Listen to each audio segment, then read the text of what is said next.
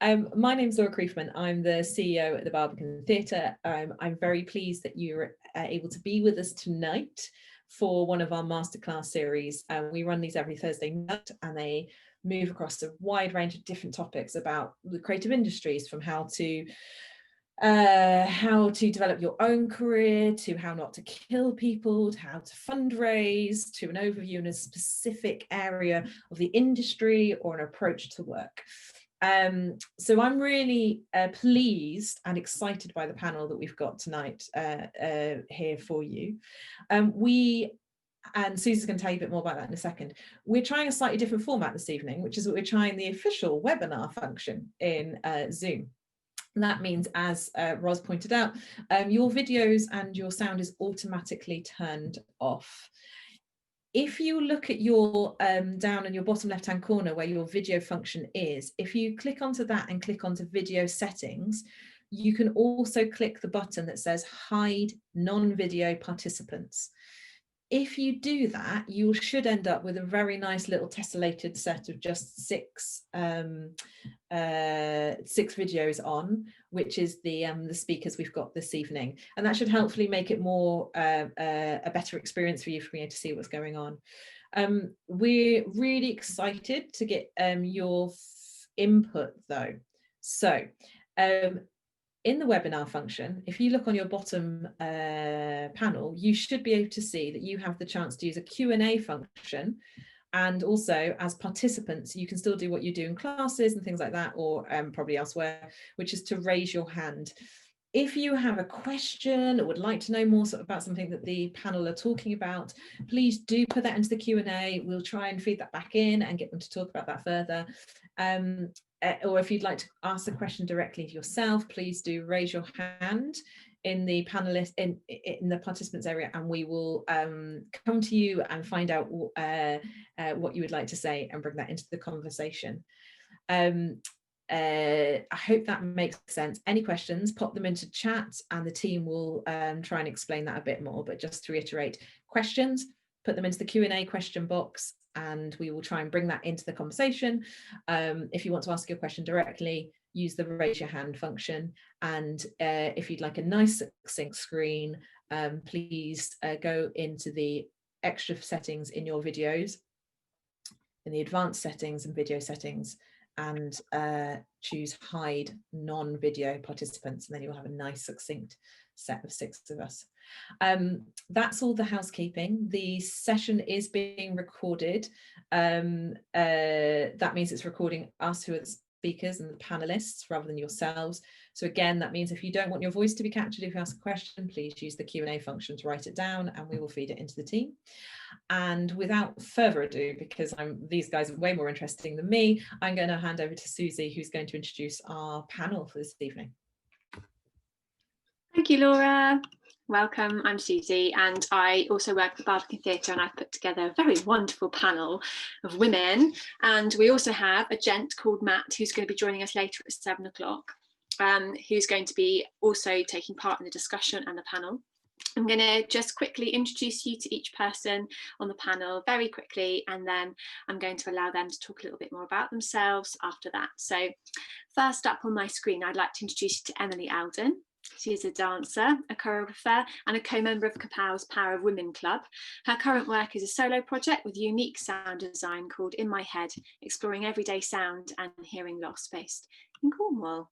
Next up on the panel is Chloe Uden, founder of Art and Energy Collective, making a community-led mass participation art installation on the climate emergency called Moth to a Flame, and she'll be talking about that a little bit later.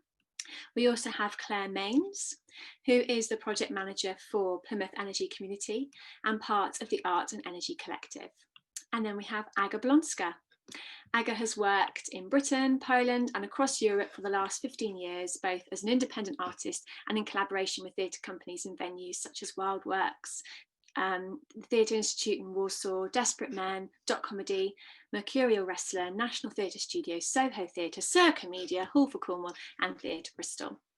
And they're going to tell you a little bit more about themselves now, rather than me introducing them like some sort of celebrity squares. So you get a bit more of an idea about why they're here today, and this particular topic called Say It Loud. So first off, I'm going to ask if Emily Alden can tell us a little bit more about herself and why she's here today. Hi, welcome. Thank you so much for having me here. I hope everyone is well.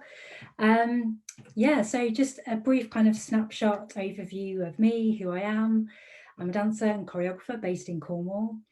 I work across dance and theatre, live and digital formats, and also I work across communities as well.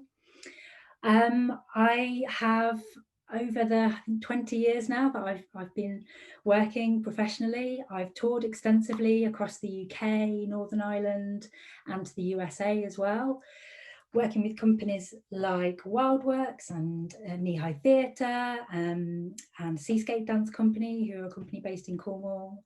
And I've also extensively worked as a dancer on site-based projects, from really small scale projects right through to kind of large 100 kind of strong cast projects as well. My dance for camera work has been screened worldwide as well, and I collaborate regularly with an amazing filmmaker called Brett Harvey. And I'm also an associate lecturer at Falmouth University. I've been working there 10 years, and I also make my own work. In the last 5 years, I've kind of started to transition much more into working as a choreographer.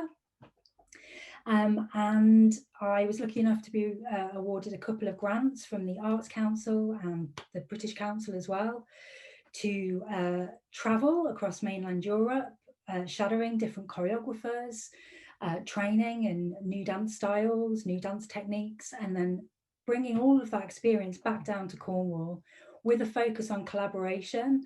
I began researching a new piece of work. The piece of work is called In My Head. It's a solo performance work, and it's a personal and universal exploration of hearing loss.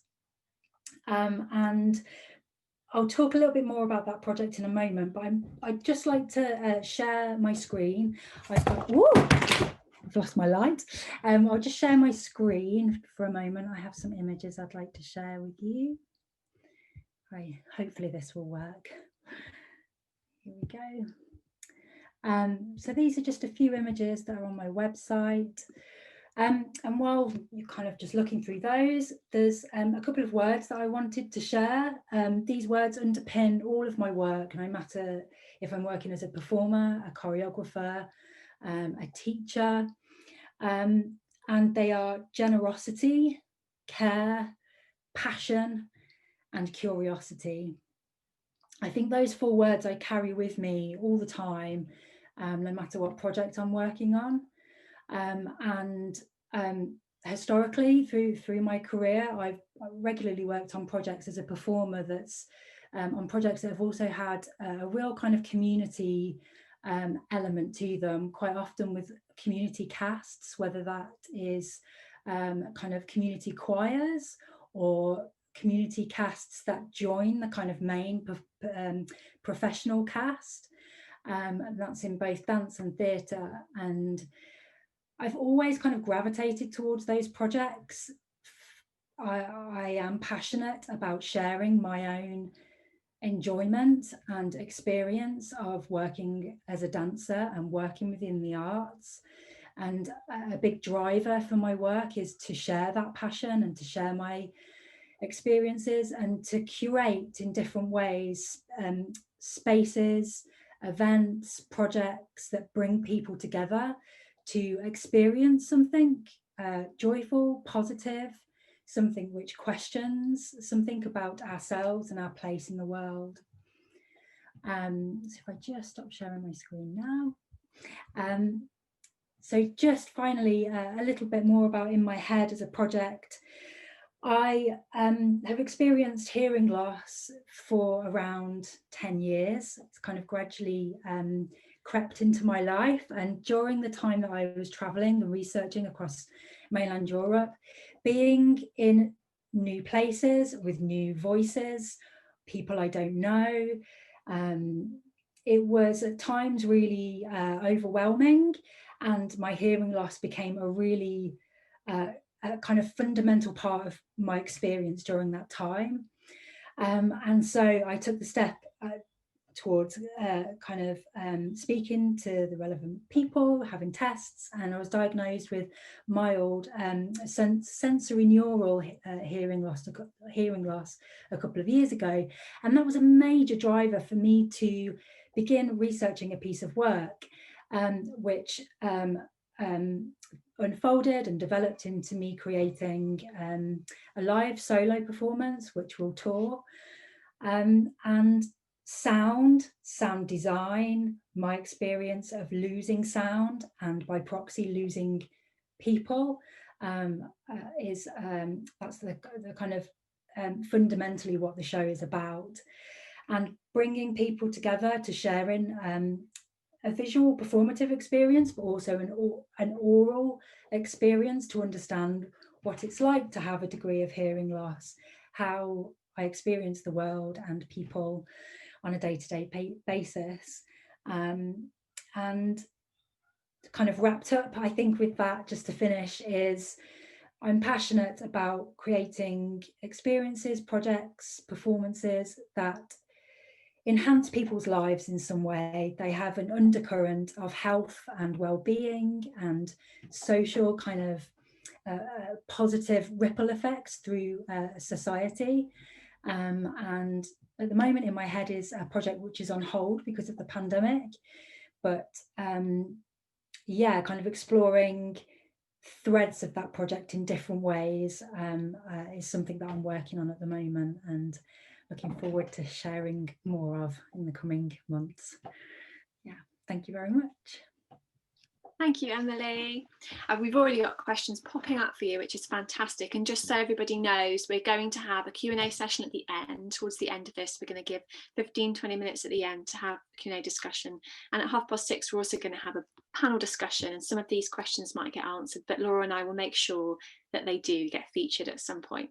We're going to move on to Aga now, and she's going to talk a little bit more about herself and also her connection with the masterclass topic tonight.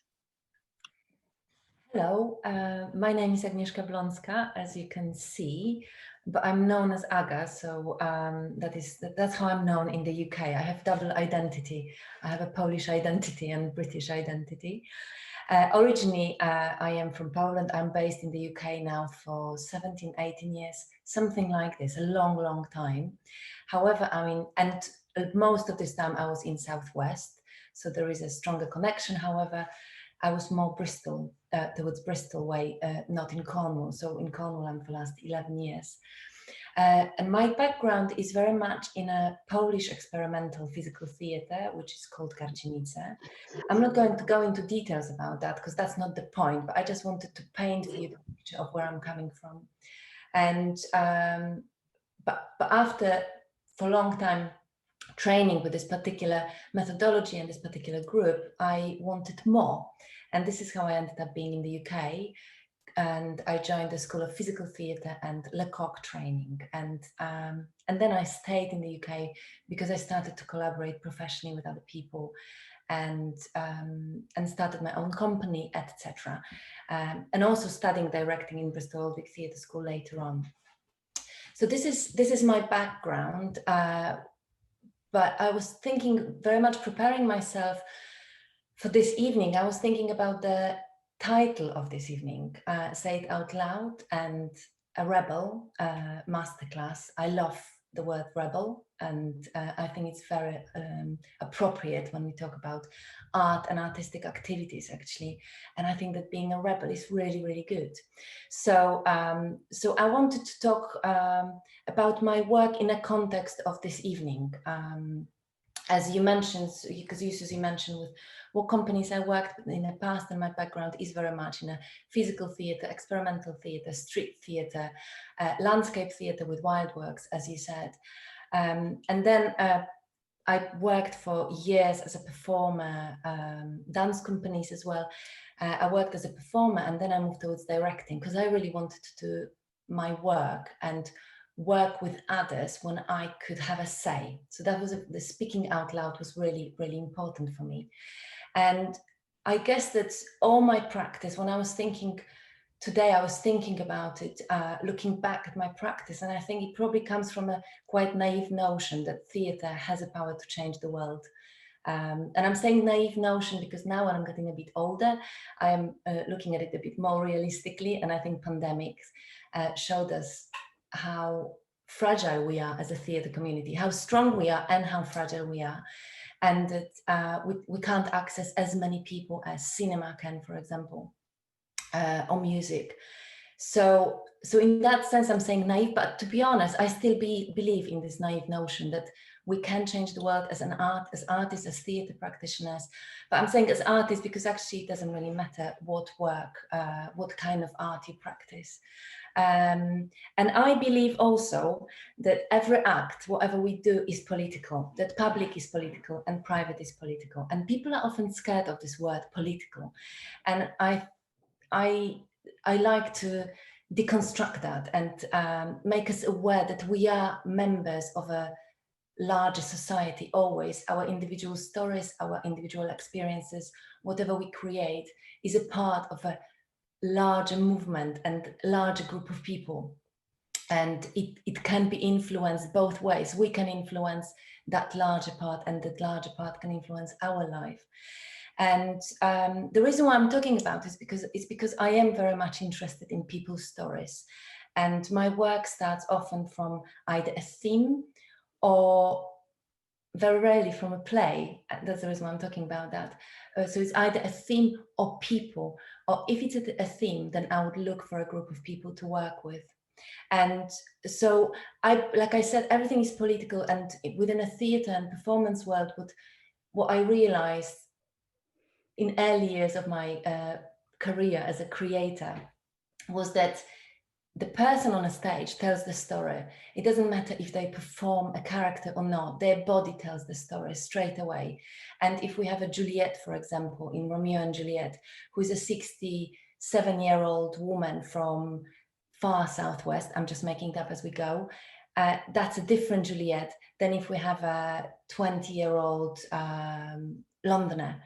And that matters. I don't think you can separate that. My work often, like I said, comes from working with people, so it doesn't necessarily relate to written text and characters as such.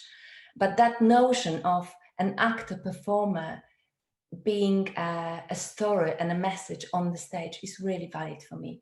And it doesn't matter if I'm working with communities or participants who are invited or who joined the project, or if I'm working with professional actors.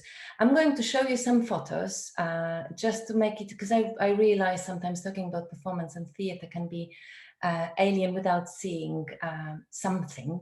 So I prepared just a few photos to give you a glimpse, because I have a website. You can always look into that later in more detail. I'm going to attempt to share the screen. It's always a fun thing to do, to play with the technology, isn't it? Right, I hope I'm sharing the screen. Am I sharing the screen now?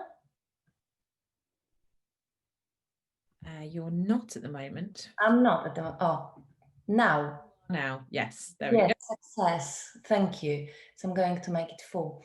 So this is a photo from a project called Once Upon a Time, and this is a very important project, and it relates to the beginnings of my career. And this is when I discovered all of this, what I talked about earlier. I invited older dancers, and in this case also a trapeze artist, because this project was the first one was born in Poland, and then I did it in Bristol in collaboration with Theatre Bristol. And those dancers and the trapeze artists, with them, I wanted to create a project together about a beauty of getting older, but also the reality of it, and get rid of taboos which surround age. And dance, it wasn't an accident, it was dancers. I on purpose chose people who worked with their bodies through all their lives. and their profession and their experience was written within their bodies. So these are glimpses of this particular work. I also chose tonight only to present to you British productions as examples. And this is a project which I did with Alden, who just spoke. I invited Emily to work with me with a choir from Penzance, and it was called At the End of the Line. And like in the previous project, with this project, people were in essence, and their stories, and the project addressed the subjects of belonging and identity. And you can imagine it's very important and private to me because of my double background now and where I'm from. And through conversations with these people, talking about belonging and identity, we translated that into songs, their stories into songs and performance material. And Emily joined us with her movement. And this is the project which is the most recent. It's called Polish Vermin, and it's a very personal one. And this was the project I wanted to do after the referendum. And after the referendum, as maybe some of you know, but there were certain attacks on Polish communities, but also on other minorities. And there were labeled pieces of paper posted through doors saying Polish vermin, go home. And I just thought, after some weeks of grieving and realizing that the world around changed, I realized that I can only use my tools, which is my performance and the work, to talk out loud about how it makes us feel and what it does to us. And I decided we can own this Polish vermin, we can take it and use it. And this is also, in that sense, this was a rebellious act and being out loud.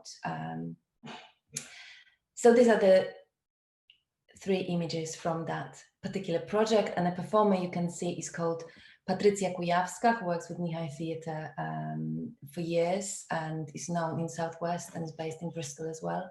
And we have quite similar story in terms of being in the UK for a long time. And I invited Patrycja to work with me and a photographer, Polish photographer who lives in Cardiff, to also collaborate with us, and our stories became the narrative of that show. So I'm aware of time, and I'm terrible with, I'm going to stop sharing. I'm terrible with 5 minutes deadlines. So maybe I'll just stop. I wanted to just paint a picture of where I'm coming from. And in a minute, we'll be able to talk more about Kerpow, and that hopefully it will make more sense in relation to this work as well. Thank you, Aga. That's great. Thank you very much. It's nice. It's nice to see everything unraveling. So we get an idea about who you are, and then we're like, oh, you've already worked with Emily. Oh, that's interesting. And hopefully we'll get more unraveling in a minute when we see your joint project together. Next up, we have Claire, who's going to talk to us a little bit more about her role in Plymouth and also her part to play in this masterclass tonight. Hello, thank you. Thank you for having me here. My name's Claire Mains and I'm a project manager with Plymouth Energy Community. Some of you may have heard of us before, but for those that haven't, we're a charity based in the city, been around since 2012, and our aim is to create a fair, affordable and zero carbon energy system, but importantly with people at its heart. So one that works for everybody, and that sounds like a massive subject. So I'll give you an idea of some of the things that we span across. So my role in particular is to look after a fantastic team of advisors who go out and about into the city, supporting people who have energy issues. That can be anything from not being able to afford to top up your meter, to having a fight with a supplier who's using language that you can't understand, so you're feeling alienated and helpless, all the way through to cold, damp homes that are affecting your health. And actually we lose anywhere between 10 and 15,000 people a year through premature deaths because of fuel poverty, which is what it's termed, fuel poverty. You can't afford to keep a warm and damp-free home. So you might wonder why I'm here. my background is in the arts. Actually, I was a drama, theatre, and television graduate. I worked in broadcast television for many years, and at some point, it became unsatisfying. And the reason for that, I think, was because I was having fun, but I wasn't doing much good. So I moved from that into sort of PR elements, really, working for environmental organisations and loving the work that they were doing so much that I wanted to shout about it. And then that too became a little bit unsatisfactory because I wasn't doing any of that work. I was just telling everybody else what everyone else had been up to. And moved into the sustainability area and delivering that kind of work myself. So I've brought the two together. Plymouth Energy Community has brought the two elements together, so art and energy. And that might seem a bit strange at first, but what we've discovered is that using more creative methods to talk to people, or opportunities, just ways to get involved where people can be creative and express themselves, take away a lot of that feeling of helplessness and alienation and loneliness and being on your own. And that can be really simple things like, I don't know, just getting your hands on, you'll see some of this later when Chloe starts to speak, but solar cells. We've all seen solar panels. They're quite boring things to look at, usually, traditionally. Big slabs of black sat on your roof if you're lucky enough to have them. And it's something an engineer came up with, and it's all terribly confusing, and you daren't touch it because you're not allowed to touch electric, so let's not go anywhere near that. But giving that to people to hold and to feel, and actually, yeah, to solder, to tab up, have a go with it. It's not so scary. You didn't have to invent it to be able to use it. And it opens up wonderful conversations. And that's what we've been finding over the last couple of years, where I've been working with Chloe in art and energy. And our first foray, Plymouth Energy Community's first foray into the arts, was with, it started with an issue, a problem. It was very hard to tell policymakers, to tell politicians, to tell what we term stakeholders, so people who are involved in the energy market, what it's like to be in fuel poverty, because it's miserable. It's absolutely miserable. It's cold, it's lonely, you fear because you may have to make a choice between heating and eating. And it's really hard to describe that to people. And it's very easy to talk in statistics. But actually, we wanted to show people. But instead of acting like some sort of tourist and going into some of the poorest homes in Plymouth and saying, let's take pictures, we want to show people what it's like, we went in and we spoke to 4 families and we said, can you show us what it's like? If we give you a photographer to talk to, we work with Photo Now, another community interest company in the city. You may know some of their work, they're fantastic. And 4 of those families said, yeah, okay, we'll show you what it's like. And I'll just share the screen for a minute. I say that confidently, thinking I can definitely share it, but I'll show you some of those. And you can see, hopefully you can see what I mean. So the result, hopefully you can see that now, can you? The result is Cold Realities, and that's one of the incredible images that came from it. That's a mouldy pair of Birkenstocks right there. Imagine you can't put your clothes away because that's what happens as soon as they're in a wardrobe. But there's some really emotive images here. 60% of the people that we help, so between 60 and 66%, also have a long-term illness or a physical disability. Becomes even more frightening when you can't keep yourself warm if it knows that it's going to immediately affect your health. This is lovely Pauline. Pauline is an incredible woman whose life was transformed in many ways, actually, when we came together. This is a little girl who pretty much sums it up, I think, for me. She's in a dress there, and I don't know if you can see what's on it, but it's Elsa, Disney, the Ice Princess. Check out the floor she's sitting on.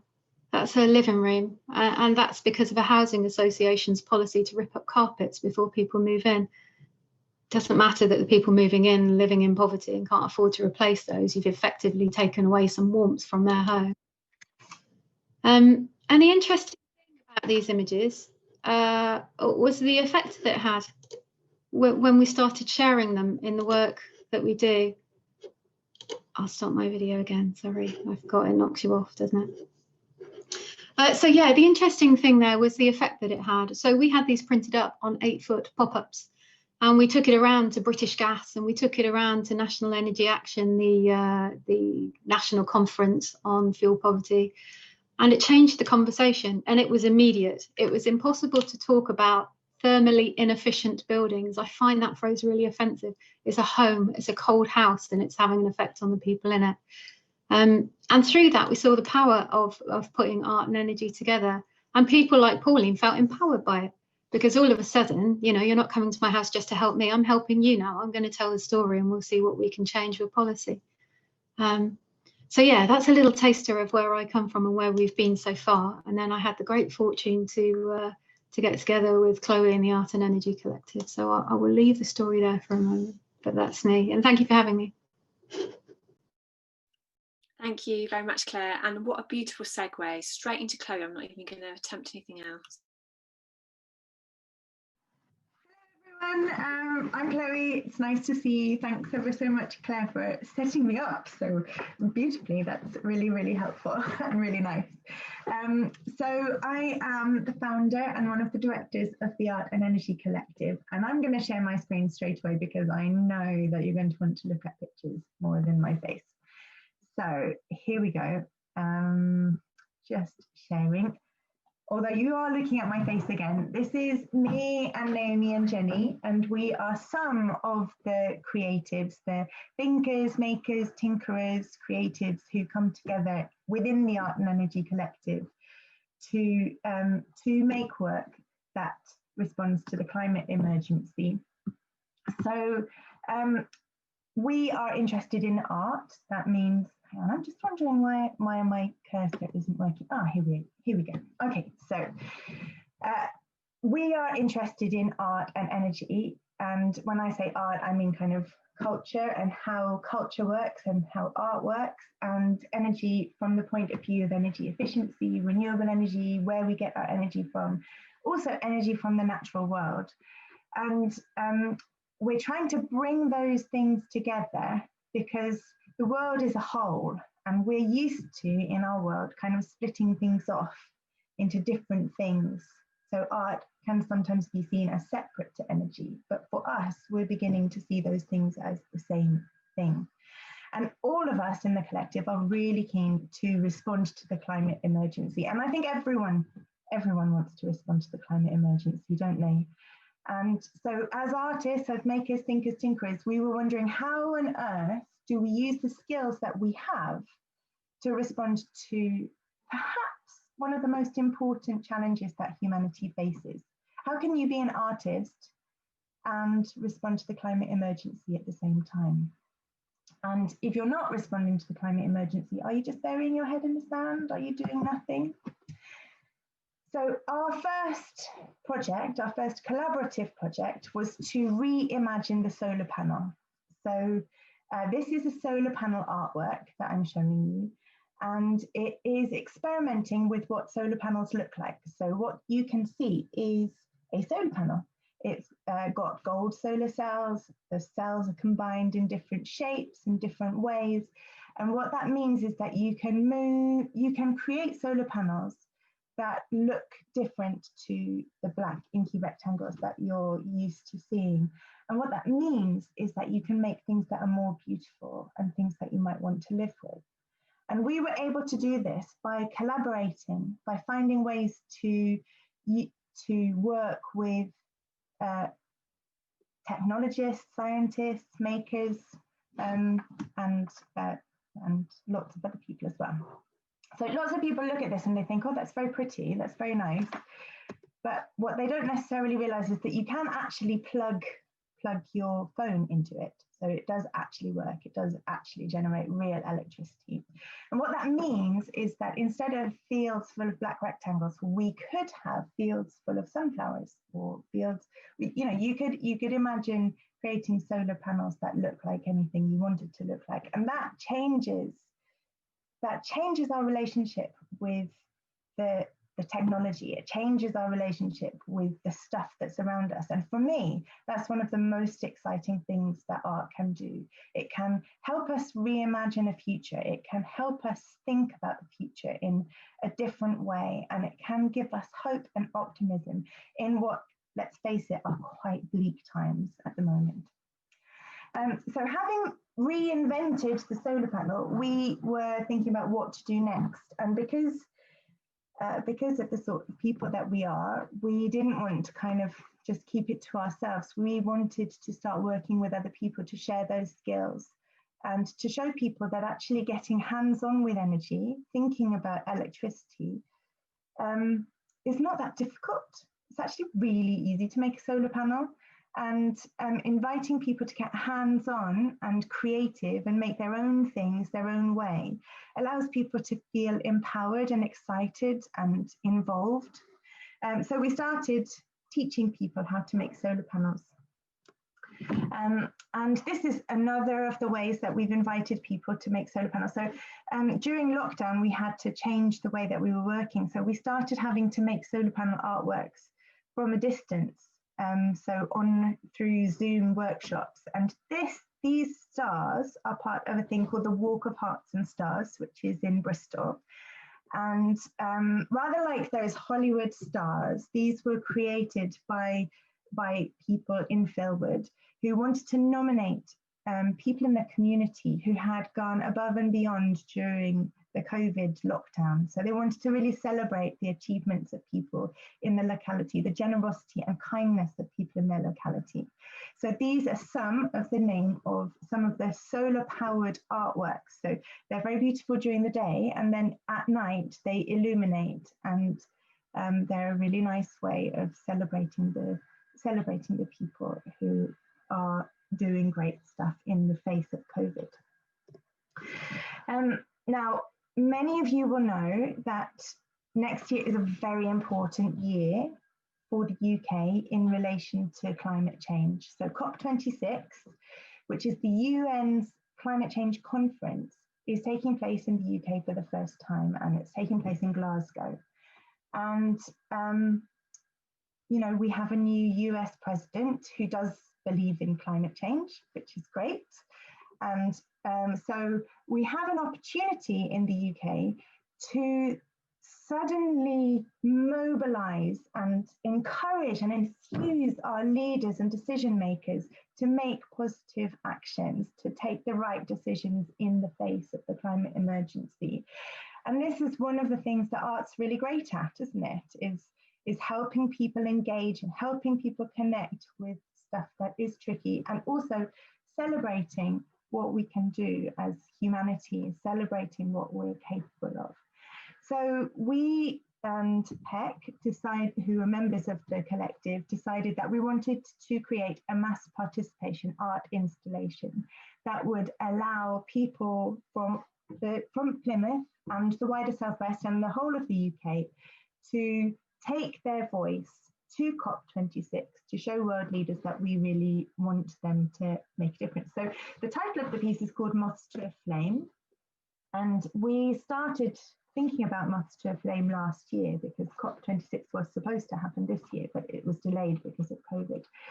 And so what you can see here is a set of glow-in-the-dark moths. And the idea is, maybe all of you know of the expression, the moth to the flame, or a moth to a flame. It speaks to humanity's and the moth's attraction to electricity and energy. It speaks to our addiction to our current electrical systems and our attraction to sparkly bright things, but also the detrimental effects that has on us as humans, but also on the world around us. So moths, the moth species have decreased by 80% in the UK since 1930s. So they're one of those indicator species that tell us that we are really, really screwing up the planet. Sorry, I probably shouldn't swear, but anyway, we're doing the damage that we're doing. And we're hoping that through inviting people to connect with moth species that we live with, to create these moth totems that we'll take up to Glasgow for our installation, and through recording people's voices, that although we're unable to be there in person because of COVID and because of social isolation, that we can still carry that voice to COP. So this is a picture of the Kibble Palace at Glasgow's Botanic Gardens. And what we're hoping to do is to fill this palace with tokens and voices of people from across the UK and the Southwest, especially Plymouth, but also from further around the world, to act as a permanent, Extinction Rebellion march moment to say, come on, people, do the right thing. So that's me, and I hope that you understand a bit more about the sort of work that we do. That's absolutely brilliant. Thank you so much. That's there's so many exciting things coming out on what you're all talking about. That the idea that the arts gives us permission to engage in things which are tricky, or that I can use my tools to talk out loud about what something does to us, or about those acts of rebellion, and say, like, there's in all of your work these moments of choosing to stand proud, choosing to act, choosing to use your craft and your communication and your artwork to align with your ethics or your morals or your values or your journey or the things you're questioning or your sense of self is really, really strong. Am I right thinking, Susie, that leads us into kind of like into introducing the Kerpow project as well? Yeah, it does. I mean, I wonder, because we've already spoken a little bit about Moth to a Flame, whether Chloe or Claire would want to just extend any of that now and tell anyone about the crowdfunder campaign before we then move on to talk about Kerpow. Claire, do you want to talk about the crowdfunder campaign, and then I'll talk a bit about some of the things that people can do? Absolutely, why not? Thank you. So we currently are in the middle of a crowdfunder campaign. We launched it as part of the Plymouth Climate Challenge. There are a few organisations taking part in it, and it's for those who feel they can respond to the climate emergency, to bring your ideas forward and to get public backing and to see where they go from there. We started Moths to a Flame a little while ago, so was it about 12 months ago? It'll be now, won't it? Because we were at Illuminate last year. So yes, we'd started creating physical moths with people, which are wonderful. As you saw them, they glow in the dark. But what people were also doing was writing their thoughts, writing what their hopes were for the future, and we were hanging those from physical branches, and we were lighting them, and we were just looking at the possibilities, and we thought, oh, a collection of moths is called a whisper of moths. Maybe we could make a massive whisper of moths, carrying everybody's thoughts that will then turn into a roar, a whisper to a roar for change.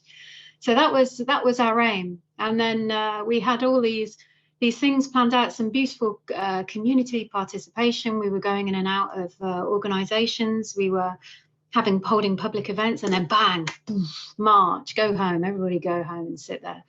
And that's what we did, but we adapted very, very quickly.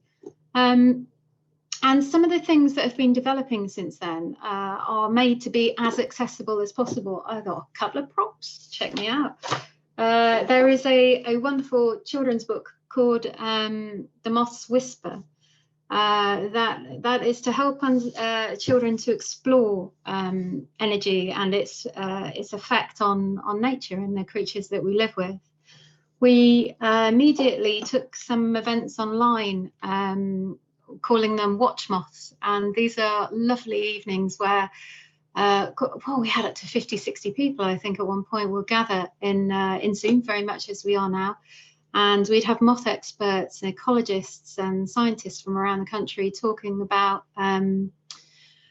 the world around us, our effect upon it, and setting moth traps, which sound like they're quite brutal, but they're not. They don't harm anything. And setting them up all around the country so that the next morning, Saturday morning, we would all wake up bleary-eyed in our pyjamas, and we'd all gather around our computers together alone, as it were, and watch them being opened up and see the beautiful creatures that have been captured, and learning much more about our effect on nature.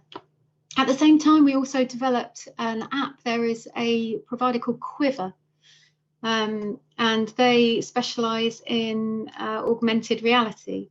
And what you are able to do with them, and we've had one designed, is, let me show you. See this here? You see that very well? So that's a moth. You can colour in that moth, and then you take your phone, and when you aim it at it, it animates, and it will literally, as you tap it, fly around the room, and you'll be able to capture a video clip of that, your own animated moth, and send that to us.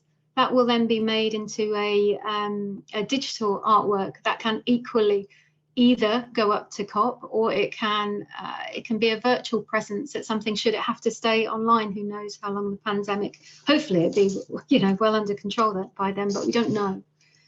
We're also recording voices through an app called SpeakPipe, and the aim of that is to document a really pivotal point in time, not just in the city, but you know, around the world. Really, we happen to be starting here, but it will go further than that. And you have 30 seconds to tell us your hopes, your fears, your ideas, and those will be cut together so that when we do have a physical art installation, as you're walking around, those sounds will trigger, and you'll hear the voices of your fellow residents, of yourself, of your family, of your friends. And you get a real idea of a movement of people going in one direction. So all of these things are happening, and the crowdfunder specifically, because of the match funding that's available and because it's through the Climate Challenge, is to raise money for a year of climate emergency creative activity in the city. It doesn't mean that people outside of the city can't take part. Absolutely you can. The rewards that are available there, please, you know, have great fun with them. There are some wonderful things in there. But it's to enable more people to participate, specifically more vulnerable people in poorer areas of the city. We want it to be as inclusive as possible, because my work has shown me and has shown Plymouth Energy community that because you're in fuel poverty does not mean you don't care about the climate. In fact, it just means at the moment, I'm dealing with this crisis. If you help me deal with this crisis, I can tell you what I think. And that's really important to us, to have as many people taking part as possible. So the crowdfunder is a method to reach that end. So we've got a year. We've got until November next year. It will be presented in the city physically and virtually. And then it will travel up to Glasgow, and then it will return home. And I believe it will return home to the box, and also you know, public areas around the city. But it will definitely have its time in the box, as will the community solar artworks that are put together during this time. Those solar artworks will actually power that installation, which is another awesome thing coming together to power it. So yeah, I'm like proper excited about it. I don't know if you can tell, but I would love you all to be involved. It sounds incredibly extraordinary. Would you be kind enough to pop into the chat the link to the crowdfunder so that the Oh, absolutely, yeah. Have a look at that in their own time. I really do suggest you check it. I've heard the team talk about Call for a Moth on a couple of occasions now, and I think it's going to be a really, really interesting project across the city. And the use of using AR, responding to your own creativity, but also these so many different layers of communication and building up that whisper from a roar, from a whisper to a roar, I think is a really interesting a long form engagement, not only at an individual and a city, but actually across the nation, and also that multiplicity across different forms as well. It's really exciting. I'm being slightly cheeky, and I'm really aware of time. I'm not being cheeky, I'm being a chair. So as chair, I'm actually going to make sure that we move on to Emily and Aga, so we can hear about the work that they've been doing in Cornwall, but also because I really want to make sure that when Matt comes in, we get a chance to hear from him and open up to questions. So Aga and Emily, over to you. Would you like to tell us about Kerpow?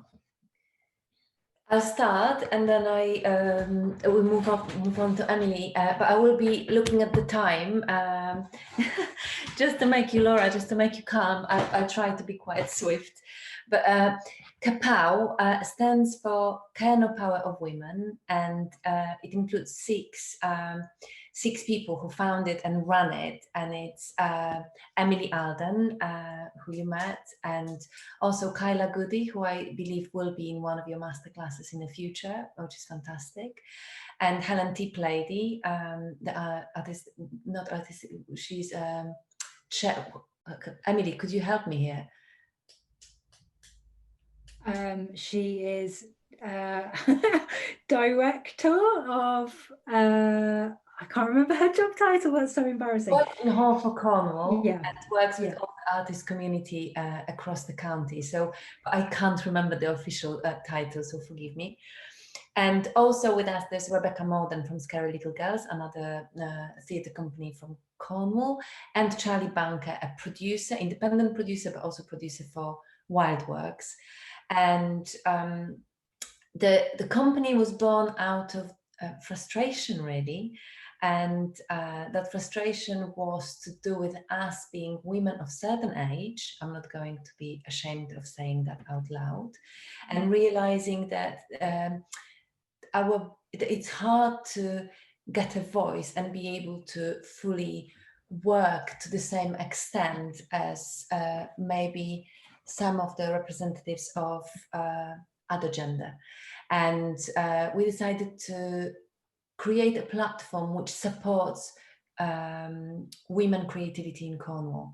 And I'm saying creativity because although most of us are from the performative background, we are interested in all forms of arts, actually, and art forms. And so the focus of Kerpow is very much to support women's creativity, but also bringing difficult issues and raising awareness, uniting, having those opportunity of spending time together. I know it sounds a bit odd, but actually it's extremely vital. And during the first evening, when we didn't know the name of Kerpow yet, but that was the launch of the event, we realized that there was a deep need for all those women to meet and talk.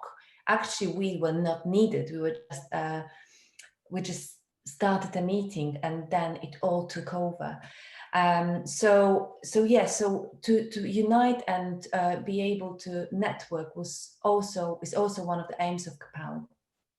And the first thing we've decided to do was to join a global movement of 1 Billion Rising, and it did happen. Emily created a choreography based on 1 Billion Rising choreography, and 1 Billion, just a brief introduction. 1 Billion Rising is an event which started with is during Valentine's Day, and connects women across the globe through dance, and it's a dance against violence towards women. And I knew about it because feminist organizations I know in Poland, they organize it, and it happens on a large scale. And I brought it to Kerpow thinking, why can't we do it in Cornwall? Let's do it in Truro on the mass, and let's make it a regular event, and let's talk out loud about sexual violence and violence which women do experience. And we started to collaborate with Women's Centre in Cornwall, which is doing an incredible work in supporting women and girls in county. So this event did happen. I prepared 3 photos, but I'm aware of time, so maybe I'll skip it, and if people want to see these 3 photos later, I'll come back to it. But we just, long story short, we managed to gather 250. Am I right, Emily? Yeah, 250 people that joined us physically in the centre of Truro that performed the 1 Billion Rising en masse flash mob dance. But in total there was 2,000 people that learnt the dance through different workshops in schools. There was an online video. So yeah, in total it was over 2,000 people that engaged in which was fantastic. And we were hoping to do it a regular Valentine date in Truro, but this year it might be a bit postponed and rescheduled due to COVID. And also we are planning to organize a women's festival in Cornwall. Fingers crossed, COVID allowed, it will take place in spring, and we might combine both. this festival and 1 Billion Rising Dance, bringing the communities together.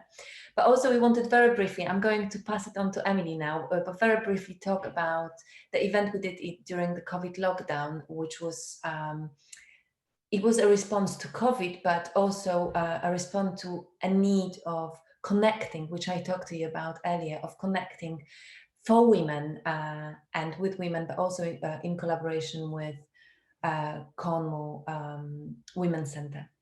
So Emily, on to you now. Yeah, so we were supported by, there's a local organisation in Cornwall called Feast, and they supported the project, and we worked for, I think it was about 4 weeks, over a period of 4 weeks. We invited any women that are based in Cornwall to join us in a series of workshops, online workshops. This was the point in time where we were in lockdown, like we are now. So we were working purely through Zoom, and we sent out an invitation to people to join the event, the workshops and the event via a secret link, just to try and find a new way to talk about Zoom and to kind of create some excitement and a little bit of mystery about joining this kind of group of women. And we had an amazing response. We had, I think, again, in total, there was around 100 women, 120 women that engaged in the project in total. They joined weekly workshops to learn the dance. And then we had a celebratory fundraising evening hosted by the amazing Kyla Giddy. And there was a raffle, and a local female punk band called Shagrat kindly provided the track that we used for the dance, which I choreographed, and we all performed together live in Zoom. And we filmed it. And my partner, Brett Harvey, who I mentioned earlier, he weaved his magic and edited together the event into a short film, which we've shared. I'm not sure if we've got time to play that now. Maybe I can leave a link. Quite enough time, but I really would love it if you could pop the link into the chat so that we can look at it. Yeah, sure. It's an absolute joy. And just to finish, just really briefly, I can read our manifesto. So this is the Kerpow's manifesto. I'll leave a link to the website down below. But the manifesto is, we want to celebrate women's stories and creativity. We want to use our art to raise consciousness and inspire to act. We want women's work to be visible and validated. We want to shout out loud locally and globally. We want to understand the needs of women in our community. We want to create a platform to explore the issues of sex, gender, and politics. We want to create a community of women that learn, listen, and debate. We want to connect and support existing women's organisations. We want to unite and empower. We want to dance in our revolution, and we want to laugh a lot.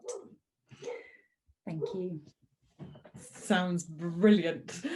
Thank you so much, Emily and Aga, for talking about that. I'm really pleased to welcome Matt, who may have just appeared on your screen, to all those attending during this, which was a lovely sight. Hi, Matt.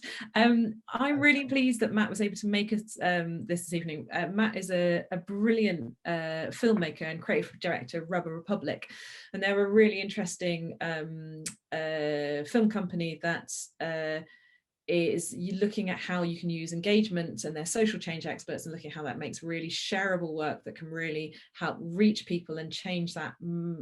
I feel like that mass engagement with the conversations. And I might be stealing his thunder, but he's worked with everybody you could think of, from XR, working with the youth climate change, to Greenpeace, and I think there's something really interesting in his work. So I've done more of an introduction than we did for the rest of you guys. So I'm going to pass over to Matt to tell us a bit about why he makes that work and the way he does, and probably correct all the things that I just got wrong. No, that was really good. And I will do, I'll be brief at first, then you can ask me if I need to cover anything else, Laura. But yeah, I started out, I'm a self-taught filmmaker. I love making things out of nothing. I love the process of creativity and working with other people and collaborating to create things just is what drives me. But and stories are what drive me, telling stories. And I guess over the course of my life, when I first started, I just did it for fun. I made mostly comedy. It was quite silly. I've done lots of very silly things in my life. And that is good. I think silliness is important. But I also recognize that by doing silly things, we ended up making films millions of people watched on the internet. And over time, started to realize the power of that. At first, we started working for charities. We ended up working for some very big brands. I tried to work out how we could do that ethically. And I guess the thing that I'm really excited about at the moment is last year, after years of doing this, I've been doing it for like 15 years. I just got really frustrated. We'd become a B Corp. We had a blacklist that we'd run for over a decade of companies we wouldn't work for. But I really feel it's important to tell stories for positive issues in really engaging ways, because sometimes that's not done. Sometimes there's a tendency to tell stories about important things in quite a worthy way. And then you're speaking to people who also understand they're worthy, but you're not really capturing a mass audience. So I decided to change the way the company run and ban us from working with anyone who wasn't doing anything good and see if we went bankrupt or not. And so far we're still here, and that's really exciting. And we're now working with some really amazing people. We're doing work at the moment with Mock Cop, who are a group of young people who are running COP because they quite rightly think it's a bit absurd that in a climate emergency you postpone the biggest conference in the world. So they're going to run it anyway off their own back, and we're helping them make videos for that. We're doing work for Richard Curtis's Make My Money Matter pensions campaign, and we're doing a project at the moment trying to make content and films to encourage responsible discussion and reporting around the vaccine, because that's all going a little bit crazy. And so that's kind of a really brief snapshot. And I guess that the key thing I guess I would champion is in some way to really encourage people to see the power of their voice for standing up for things that are positive and right, because I think people know that in their heart, and sometimes they just need you to nudge them into the place where they can buy into that. We've clearly got a broken system in the world, and creative people have huge power to unlock that. And I guess the other reflection is just how important story is right now, that the more we're all locked in our houses and looking at everything through a computer, the stories we tell ourselves are literally the world. They are everything. Like, what else do we know? We've got Zoom and the shops, and so the stories we tell each other are vitally important. And I'm going to stop there. And Laura, have I covered some of what you wanted me to? Oh yes, and you what you don't know is what you were saying really resonates with what our speakers before have been talking about, which is that role with like some of the quotes that people have been talking about is things like that, using our own tools to talk out loud about things which are important to us, about how we engage in things which are tricky and use our craft to do that, how we enact that change that has impact, and how you do that in multiple layers. And what's really interesting is that so we've had people here in this panel who are talking about how that works on an individual level if you're isolated, so from fuel poverty, how you feel empowered in your conversation with that, to different tools across gathering stories and creating stuff and AR, to personal narratives, which then have a place within a universal storytelling, to political storytelling, with some of the stuff which Kerpow are doing and Aga was talking about of her work, to then your conversation here, which is about that holding on to your ethics, who you work for, but using your techniques to still create that mass and that large scale, that large distributed kind of reach or something as well. And there's so many nuances in that from all of you, which I think is really, really important. I suppose there's two questions. There was a question that's gone from the Q&A, which I'm quite interested in, I'd like to pose to some of you, but also another question which came to mind for me, and I think often comes to mind for a lot of people, and Matt, you've slightly hinted on this, which is it hard to work like this, guys? And if it is hard to work like this, what's that one thing for yourself that allows you to keep taking that the harder journey rather than the easier journey?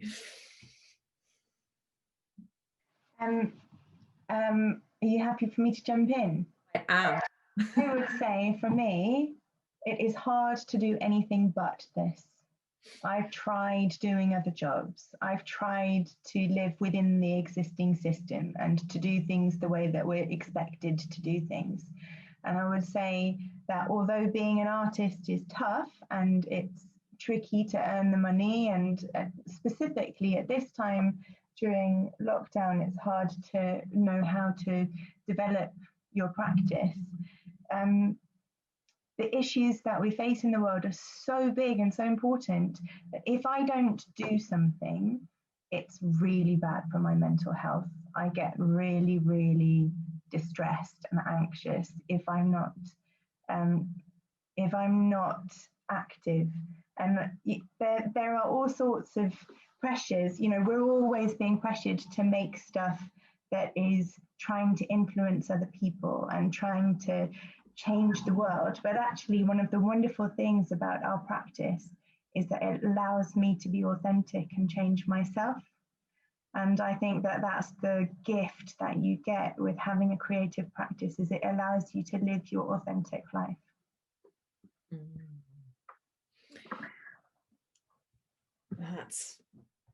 That's big and great, and I really hear you on that.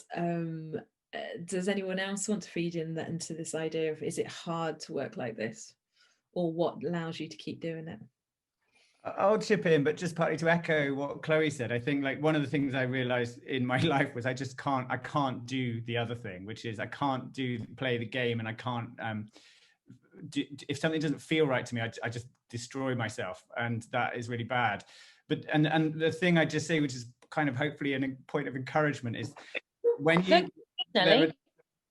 there are times when you can align the thing you're authentically trying to do and what other people seem to be happy to allow you to do, and everything kind of resonates. And then there'll be other times when it's a real struggle. And like for me, it goes in waves. Like there'll be times when I really find everything's working, and there'll be other times when I really struggle. And sometimes they're months long or years long.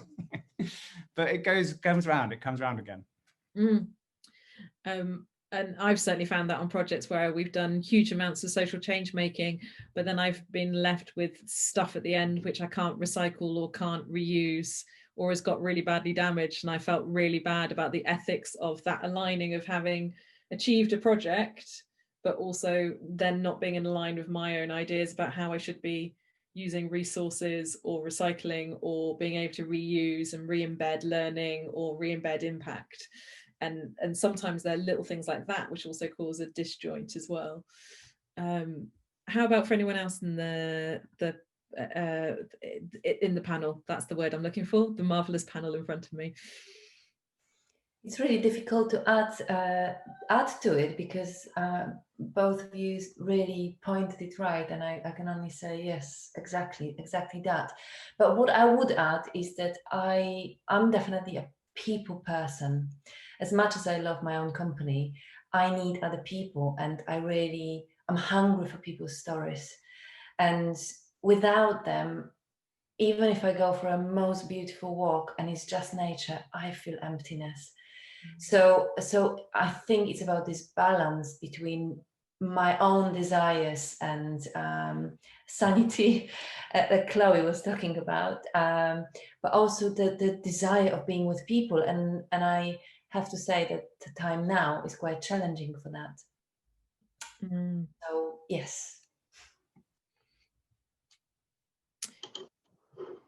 I'd like to say something a bit coming off the back of a couple of things that have just been said about being authentic. I think it's really important, if you're starting out, and there may be younger people here, as someone who's done it themselves, if you start in a career and you dedicate yourself to that career, and that is what you believe you will be, there is no shame in changing your mind, because any authenticity is within you, your creativity remains within you, and you can apply that wherever you land.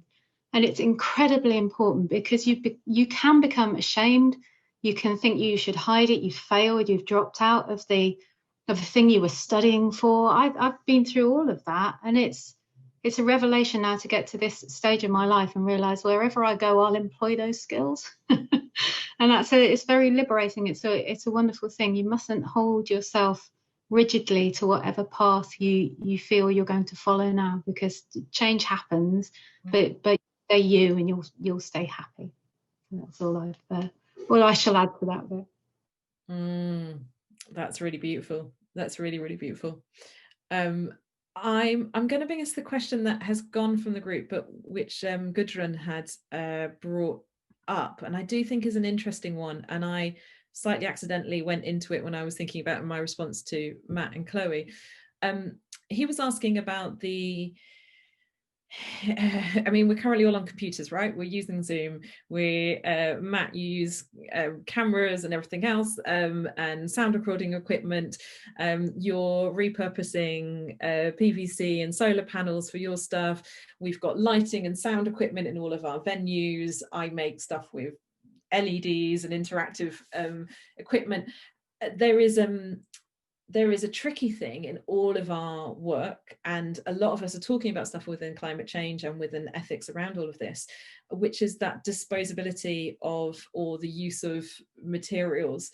And I'm just wondering whether or not what people's thoughts are about how they're balancing that, maybe, because I struggle with that quite a bit. Panel. I saw Gudrun's question and I replied, which is probably why it's disappeared from the Q&A. And I didn't reply focusing on that bit of it. So I think that's a really, really good point. So one of the things that has emerged for me doing art and energy is that culture is energy. Energy is everything. We understand the world because we are energetic beings and we're part of energetic systems. There's no energy. That might be a bit overly profound, but we are in an energy arena, if you want. We're playing out in an energy arena. And for me, one of the reasons why we've got climate change, well, the reason why we've got climate change is because we're burning fossil fuels. And fossil fuels are basically ancient sunlight that was stored in our planet millions of years ago. So when we're burning those fossil fuels, we're releasing ancient sunlight into the planet, and the planet is heating up because of that additional energy that we're releasing. When we use renewable energy, and when we think about kind of being in renewable energy, is something that is using energy from wind and from the sun and from the waves, and it's kind of already in the energy system. And so when you're using renewables, you're not adding to the burden, the energy burden of the planet. So as long as you're shifting away from fossil fuels, then you're heading in the right direction from a climate change point of view. It's okay to use energy if it's coming from a renewable source because it's renewable. So that's one of the reasons why I feel relaxed about doing that. But the key thing that I think is important, and I think it's important from a human perspective as well as from a kind of electrical system perspective, is the thing about burnout. And I don't know whether any of you have experienced burnout or exhaustion or just felt like you don't have the resources to keep going. But I certainly have, and you know, from being a young person through to being a bit older now. And this is one of the lessons that I think all of us need to learn, and we've been given an opportunity to learn through lockdown a bit. It's just to stop and to observe, and through the act of radical observation, observing the world, observing the natural world, and finding a way to appreciate that, we use less energy, having less stuff. So sets which have fewer things, you know, artworks that use less materials, things that can exist within the mind, creating things that are in the mind, are using less energy than stuff that is overburdensome. So I know that that's not completely answering the question, but that gives you a little bit of an insight of where I'm coming from. Great. Does anyone else want to come back on my rambling question around resources? Matt? I can, yeah. I mean, we take this very seriously. So we make films. We've done lots of very practical things. But I'm going to start riffing off what Chloe said. I think a huge amount of it comes, for me, a large amount of it comes from exactly what Chloe said. Like I'm inspired by, we're a smart species, and we need to move to using today's energy today, not yesterday's energy today, because that's just, as Chloe said, that's very simply the problem. But that is totally possible, and I find that really exciting. And I guess it's like anything, like if you ignore all of that for a second and just think about the process of creativity, we've probably all experienced the idea that limitations can trigger more creativity. And I think that's kind of how we're trying to look at it. So we've rebooted the way we make films in our business to make sure we're, in theory, more than carbon neutral. I don't trust the offsetting market, so we double or triple everything we spend on it. But before we do that, we reduce and recycle everything we can. But more than that, we've tried to reduce the resources we need to kind of come to creative ends in the first place. So to like look deeper at what is it that makes the creative ideas we've made work, and how could you pare that right back and be really lean, and how could you kind of find how those ideas work in a more stripped back way, because I think they can, and sometimes the very act of trying can unlock those ideas. So yeah, I think a lot of it comes from the mindset you bring, and then the bits that we can't, like I take the resources we use in terms of cameras and computers and things incredibly seriously. Like I will not upgrade my phone apart from every 4 years, and I replace the bits inside it. And my laptop, I've just got a new laptop, and this is precious. My last one was like a tractor that ran on diesel, and it just clunked to a halt. But because I kept it for a very long time, because I think these kind of resources are really, really precious. And while they're amazing, we take the amazing power we have from them very seriously and try and make sure we look after them. That's an amazing answer. Thank you so much, Matt, for feeding that in. Does anyone else want to feed in? Emily? I think just a couple of things to feed in. One is, on a day-to-day basis, since the first lockdown happened, I've realised how much I drive on a day-to-day basis. As a freelance artist, you are trying to connect with lots of different types of communities and work with different organisations, and even just on a local level, the amount of time you spend, especially like somewhere like Cornwall, because of public transport being challenging, the amount of time that I spend in my car driving, and the kind of impact of that on the climate. And it's because we have kind of got used to using video calls so much more now. One hope that I have is, moving into the future, the ability to set up meetings, the ability to question, actually, could we deliver this activity via a platform like Zoom, instead of encouraging the kind of constant traveling and the kind of impact of that on the climate. That's one hope I have, is that that is a fundamental shift within the arts and touring, and and I certainly know of companies who are only touring if they can tour by train, are looking at how all of their equipment has to fit into certain units or sizes as a consequence, or will only, they're or refusing to tour if they have to fly. There's some quite big examples of people making those kind of decisions now. One of the things that Aga said that I really, really liked the other day was that she was trying to work more in Cornwall.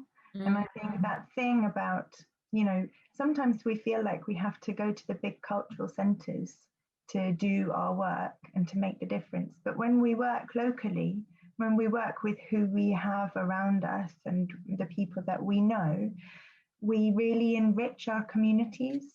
And so I think that this, you know, working where you are is a really, really powerful thing, and actually is maybe, you know, a good step. Yeah, I find that very interesting, because I've spent the last 5-6 years away 6 months of the year on different collaborations and working in different projects all over the world, sometimes only down the road, but sometimes, you know, and actually this has been a very interesting experience for me to be stood still for a period of time, and how to reframe that as an artist who has spent the last 10 years working mostly internationally, because weirdly that just happened to be who was commissioning me and how I was getting to do the learning and where the work was for what I was making. So where my economic value and where I got to do the ethics and the morals and the values that lined up with my work, that's where there was people who wanted that.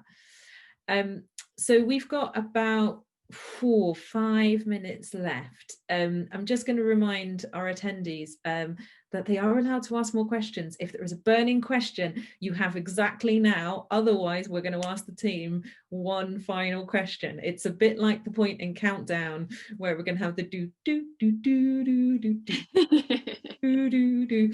You know, you literally have now, or you're going to have to hold your peace. We will make sure you have links to everyone who's been here on our panel and their work. We'll get that through to you. But could I just segue something, Laura? Yeah. Is that okay? From what we've just been talking about, which is about working a little bit more locally, I think this helps to potentially segue nicely into Ellie's question, which is about how you make something both personal and universal. So Ellie's question was directed to Emily about her In My Head project, but I think it's really relevant to all of these projects, which is how you achieve making a piece both personal and universal. And in my opinion, that's about the stories that are in your local area. And if you make it about who you are and who you live amongst, some of that ends up moving sort of threefold, fourfold, etc., into becoming a universal theme, but also being relevant to where you are now. So that's my answer to that question, but I think it segues nicely into that final question for the Q&A, which is to the panel: how do you achieve making a piece that's both personal and universal? Do you think about the universal, or does it happen naturally?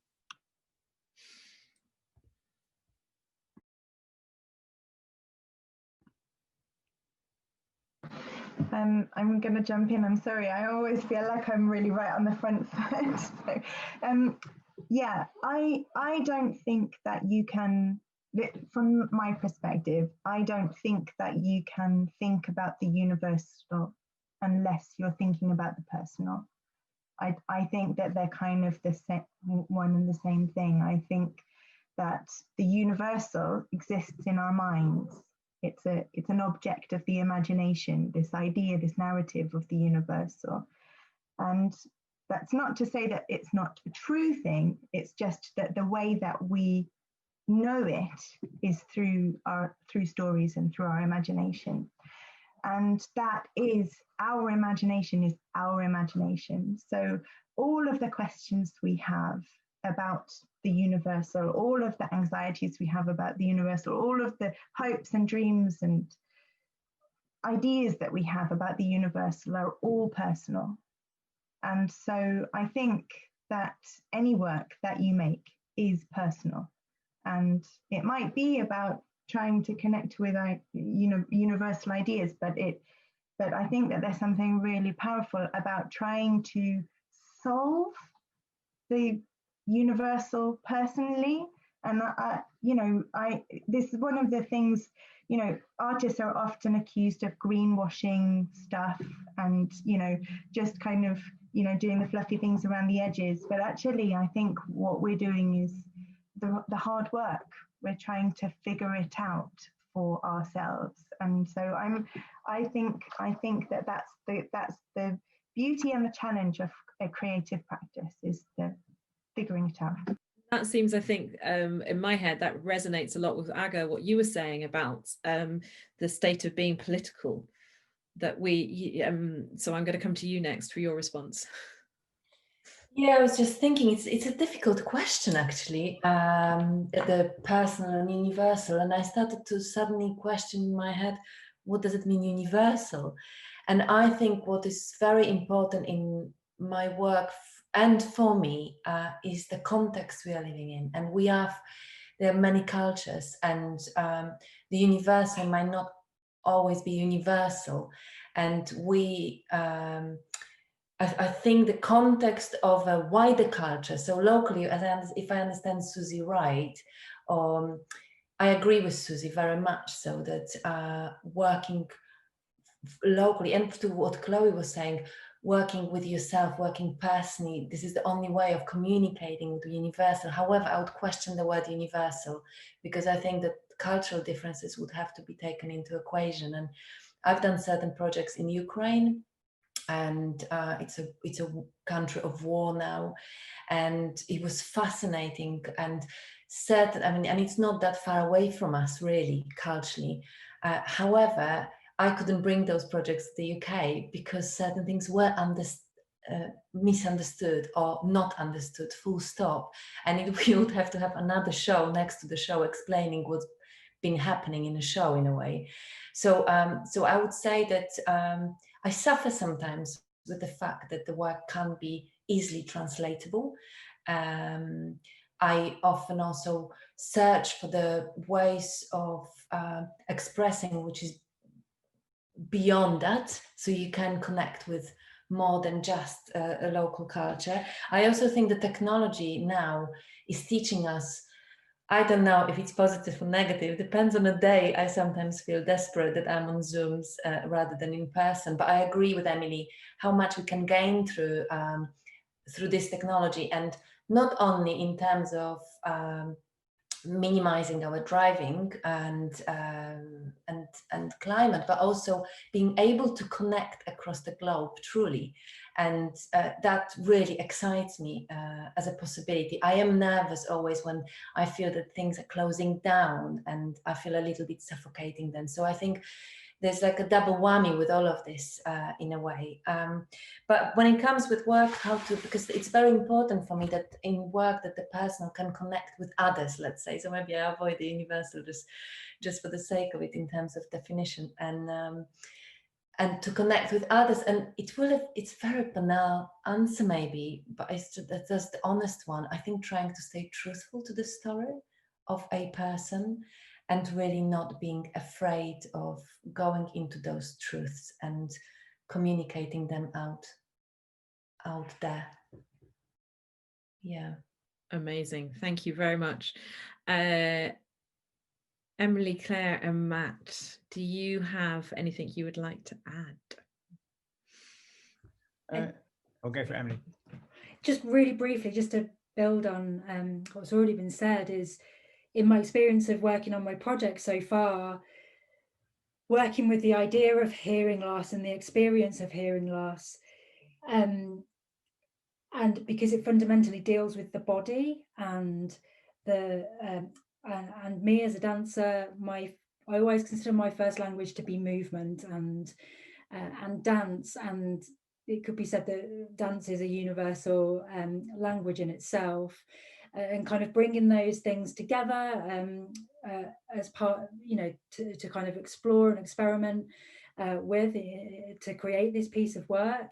One of the biggest things that's happened has been in sharing kind of work in progress, connecting to other people who have been in the audience and have an experience of hearing loss to different degrees, the deep kind of really emotional kind of reaction that they have to the subject matter being discussed, being shared with people who have no understanding of what it's like to experience something like hearing loss, and to be able to bring a family member to come and experience me, my personal kind of small story, to share my experience in a really small way, having a kind of big impact on other people's kind of lives, because they can, there's a point of reference, there's a way to kind of share in other people's personal experience.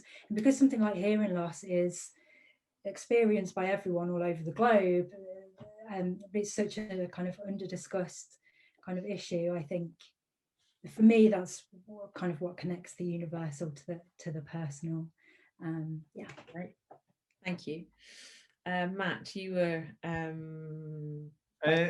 yeah, I mean, I guess I don't know how helpful this is or how personal it is to the way I work, but my sense is that most creative people, their inspiration comes from inside them. And the thing that I've become more confident about over my life doing this is that your job is really to listen to your feelings and to sense a kind of resonance. And that's the thing I always come back to. Like you said a thing earlier, or somebody said a thing about tools, like you always take your tools with you. I think it was Claire. Like, I think that's a really important thing for a creative person. Like, your tool is you, like it's your mind and your physicality and your connection to listening to those resonances, things that speak to you. And the problem of personal and universal for me kind of solves itself, because we all probably became inspired by creativity, by the culture of creativity that we took in. I find it really mad when you hear those people in bands who are like immaculately dressed with like a really clear look, and then they're like, I just don't care about the audience, I never think about them. And you're like, but you must do, because you dressed according to a cultural input that you've responded so perfectly to. Like, we're a feedback loop, and as a creative person, you're not trying to actively please other people. You're trying to listen to the thing that you sense there's resonance of, knowing that when you get it right, other people will feel that too, and that the increased sensitivity you have to sensing that is your skill. But when you get it right, it solves itself, because you are in the bath of culture and you're listening and trying to sense that thing harder than other people are. And when you crack it, they'll get it too. Amazing. That's really, really great. Claire, your video is frozen, but do you have something you'd like to add? Am I still frozen?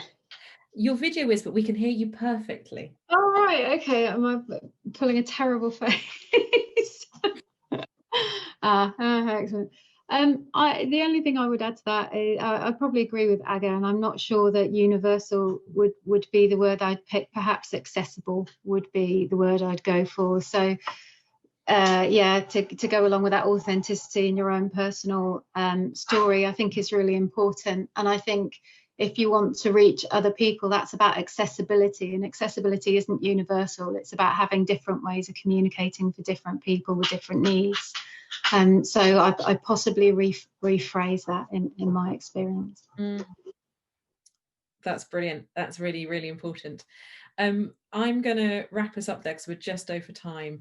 I would like to say thanks so much to the five of you for being such an extraordinary panel. The openness and what you've been discussing, and the ideas you bring forth, and your ability to communicate the integrity and your reasons behind your work is really great, because I think sometimes we go on a journey, but we don't have these reflection points and these opportunities to go, okay, I am right to hold to my core values, or that I am right in thinking that I can do things differently. And it is incredibly helpful for people to have an opportunity to hear from people like yourselves, who are doing and creating work and are making a difference and are saying it loud, as we said in the original webinar title.